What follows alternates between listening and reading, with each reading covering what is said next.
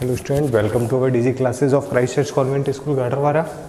Today we will start our new topic or new exercise that is 17F. बेटा एक चीज़ का ध्यान रखें कि ये जो एक्सरसाइज है ये क्लास 12th के लिए बहुत ही इम्पॉर्टेंट एक्सरसाइज है। मतलब इन क्वेश्चंस की प्रैक्टिस आपको अच्छे से करनी होगी क्योंकि इन्हीं पर बेस्ड हमारी क्लास 12th में भी एक्सरसाइज और क्वेश्चंस हैं।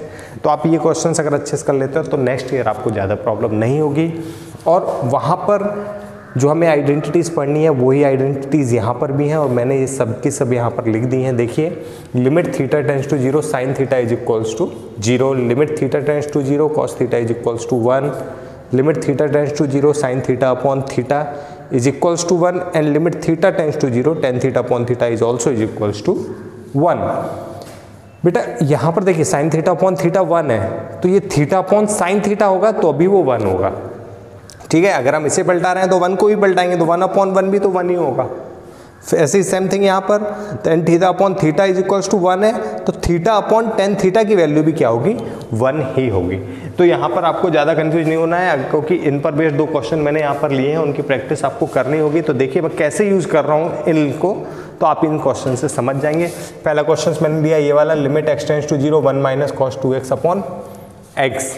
ठीक है, तो देखिए सॉल्व करता हूँ मैं। Limit x tends to 0 1 minus cos 2x, identity हमारी क्या हो गया 2 sine square x upon x।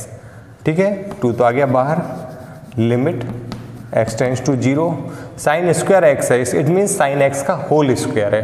ठीक है, तो ये हो गया sine x upon x into limit x tends to 0, एक साइन x तो यहाँ पर यूज हो गया है, एक और बचा है तो वो वाला कहाँ पर आ गया है, साइन x यहाँ पर आ गया है। ठीक है, तो ये देख, ये चीज़ समझ में आई ना आपको? देखिए क्लियर है। 2 मैंने बाहर लिख लिया, साइन स्क्वायर था मतलब 2 साइन x थे तो एक हो गया साइन x अपॉन x और जो एक बचा उसको मैंने यहाँ पर लिख दिया। ये ऐसा क्यों किया, ये सभी चीज़ देखिए 2 इंटू। अब इसको ध्यान से देखें तो क्या ये हमारी इस आइडेंटिटी को सेटिस्फाई कर रहा है? देखिए कर रहा है। यहाँ पर थीटा था तो यहाँ भी थीटा था, यहाँ x है तो यहाँ भी x है, तो ये पूरी वैल्यू क्या हो गई हमारी 1 हो गई है। ठीक है, फिर ये लिमिट साइन x तो ये आ रहा है फर्स्ट वाला, इसको सेटिस्फाई कर रहा है। जब वो इसको सेटिस्फाई कर रहा है तो इसका आंसर 0 आ रहा है तो यहाँ पर ये वैल्यू 0 हो गई है। ठीक है, तो ये फाइनली हमारा आंसर क्या आया है, 0 आया।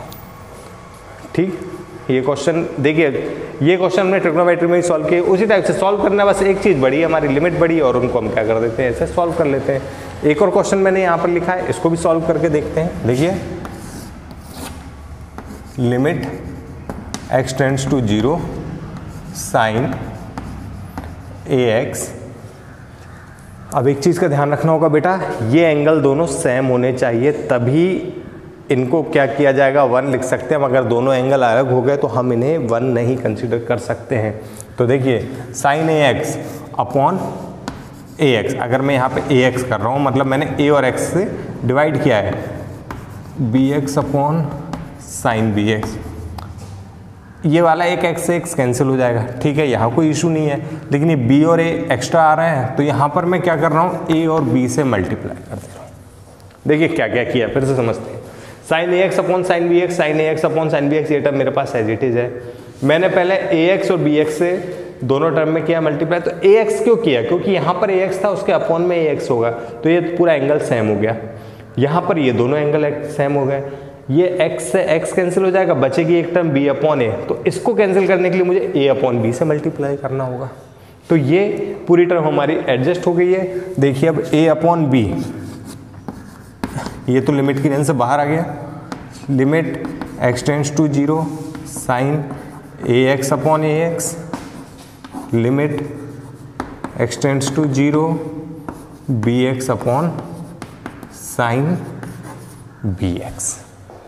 ठीक है, ये चीज़ क्लियर हो गई। अब ये हो गया a upon b as it is, ये पूरी term sine theta upon theta, sine theta upon theta is equals to 1।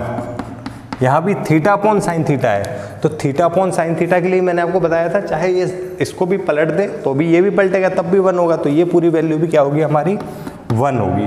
तो finally a upon b into 1 तो हमारा ओवरऑल आंसर आ गया a अपॉन बी। तो ये हमारा क्या होगा, फाइनल आंसर होगा।